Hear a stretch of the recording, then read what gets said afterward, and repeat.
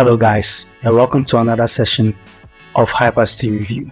Now today, I would want us to have a conversation about how I think that the politicians that we have in this country are not going to respect us, the youth, until we demand more of them. I don't think that the politicians in this country are going to respect us sooner or later, and I'm going to explain to you why.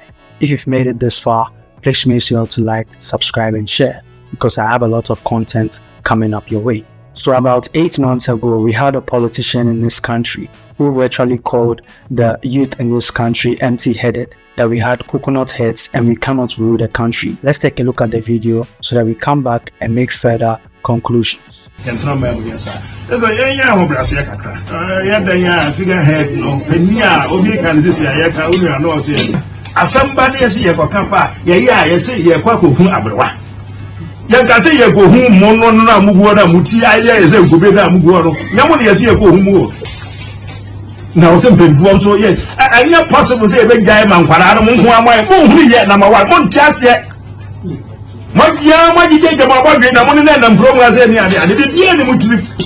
Now the video went very viral, and a lot of youth in this country were not happy with whatever the MP said. He further went on to clarify his statement in this video. Do you still believe that the youth, the curvature of the youth in this country is such that they cannot have the ability to make good judgment on government policies? I.e., you were quoted of saying that some youth have coconut head and don't have the ability to make a point or to criticize government. Do you still believe in that? My argument is that you don't rule a country without the adults. I maintain it. The youth alone cannot run a country. It's not possible.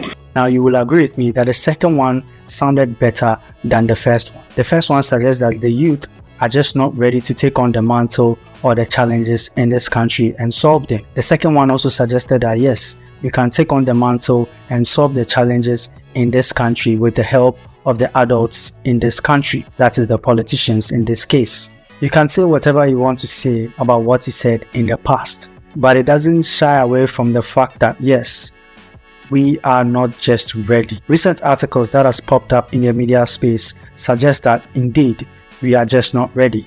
We have people stealing 1.2 million Ghana cedis from people's bank accounts. We have people scamming people out of in excess of 200,000 Ghana cedis. We have people also killing people. This is all centered on the youth in particular. And so let's move on to the real topic of the day as to why I think that the politicians in this country are never going to take us serious sooner or later. If you've made it this far, please make sure to like, subscribe and share, because I have a lot of content coming up your way. Let's take a cue from the $1.2 million that was stolen by bank staff.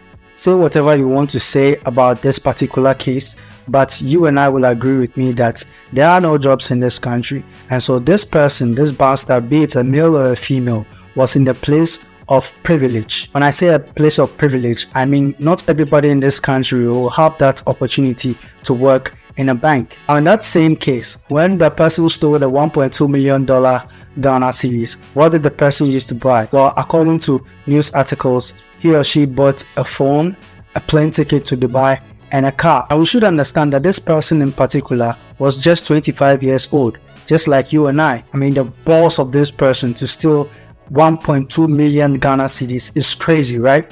Now, taking this news item in the context of the topic that we are discussing, what does that say about the youth in this country that has been given opportunities or have been to places of privilege? What do they use those privileges or opportunities to do? Is it to say that those people that have actually been put in those opportunities or privileges just don't have self-accountability like the way we demand from the politicians? What I mean is that we always say that the politicians in this country like to take money from us illegitimately. I don't want to use the word steal because it's a very strong word. But then again, we are doing the same things that we accuse the politicians of. However, I do understand that we gave them the power. That is, we voted for them to come into power and handed over our resources to them. But that doesn't make us devoid of any form of self-accountability.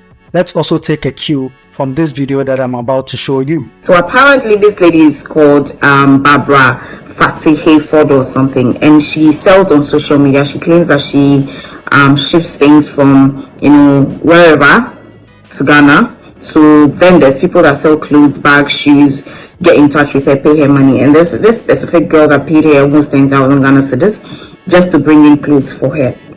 And this Fatu girl, or this Barbara girl, took the money since last year November, and up till now the said clothes did not come and the money was not returned. This girl was making a lot of noise on social media. Then after that noise, then we realized that this lady is scamming people are coming out to say that she has scammed them, she took this money from them, took that money from them, and never brought the clothes, and they said this. And I have seen her snap before. Her things are relatively very cheap. And so people, I think, vendors rushing to pay for it because they think it's cheap, and they can also do that to also boost their business. And now she's scamming people.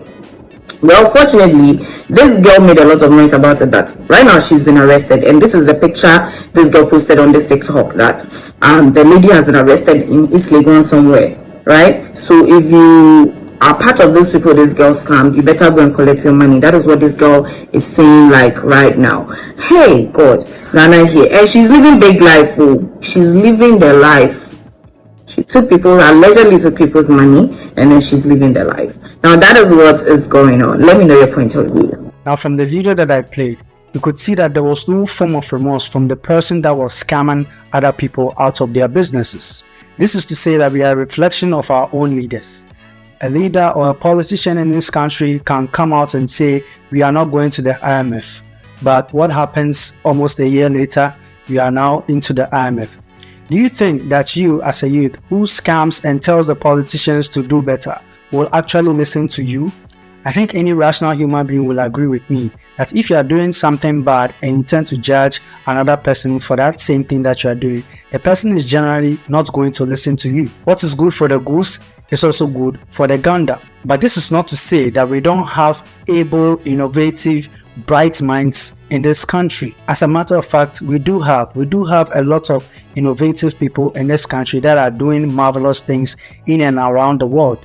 But what we tend to do in this country as youth is that we tend to give bad news a lot of publicity. Although good news and bad news is all publicity, as the saying goes, bad publicity is good publicity. What then could be the solution to all this disrespect that we get from our leaders? Well, I think that we the citizens are who our politicians are.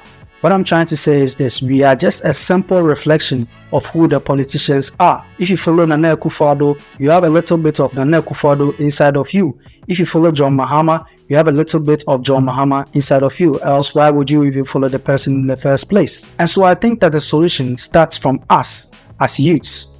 What we need to do is to become honest, good, disciplined, and productive citizens. When we put all these good virtues into place, we can begin to ask or demand better of these politicians. Because like I said, we are who our politicians are.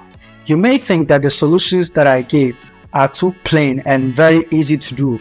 As a matter of fact, I would like to think that the solutions that I gave, which is being honest, disciplined, productive citizens, is a very hard thing to do. This is because being productive, honest, and disciplined in a country that has unemployment going through the roof, that has a lot of inflation, that has a lot of bribery and corruption going on in the system, is a very hard thing to do. Trust me.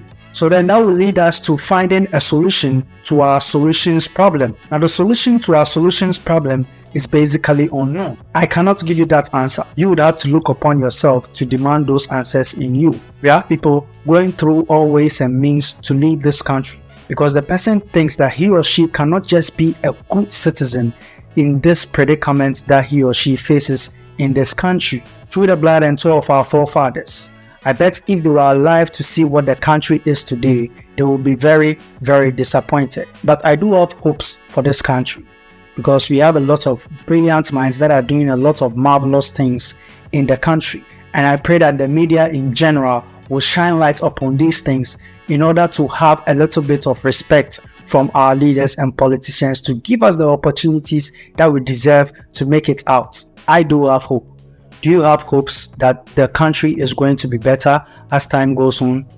Well, you can leave your comments in the section down below and let's have a conversation. This is all I have for you guys. please make sure to like, subscribe and share, because I do have a lot of content coming up your way. Remember, be a good citizen so that we can demand more from our politicians. Until then, it's goodbye.